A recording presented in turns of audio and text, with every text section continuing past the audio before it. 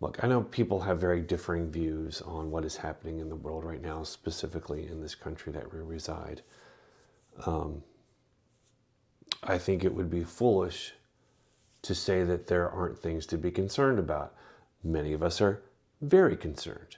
And that builds a sense of despair. Who's going to save us? Who's going to help us? How is this going to stop? All that to say is that one of my favorite authors of the last 10 years. I'm not a young adult, so a lot of the books that he wrote weren't for me. As a YouTube personality, he was someone that I watched and observed. Or listening to the Anthropocene Reviewed, which was, I should say, a wonderful podcast, which became a book, which was wonderful. I'm talking, of course, about John Green, a man that I feel very akin to, someone who is an observer of humanity, which is why we are also people that are full of anxiety and worry and concern and sometimes deep malaise. He has a lot more hopeful motivations, or maybe that's a self-soothing thing to do, is to be hopeful. Otherwise, it's just despair.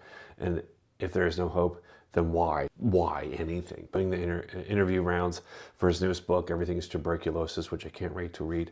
And as always, there are just pearls of wisdom that he just unleashes upon us that I don't know that we always fully take in. And this is one that he said at the end of the interview on CBS Evening News that I think we all need to hear right now. So all of this preamble is to say, watch this, take it to heart, hear it, and let's use it. Otherwise, we will just sink into what exactly is wanted from this administration, which is to give up, to stop fighting, to feel as if there is an inevitability to what they're doing. And what they're doing is taking away your voice, your power, your autonomy.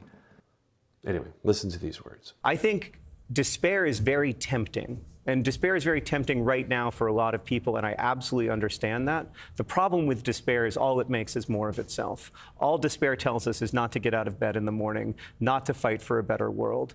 It's easy to feel like this is the end of the story, and it's easy to feel very discouraged. I feel discouraged in this moment, but this is not the end of the story. This is the middle of the story, and together we fight for a better end.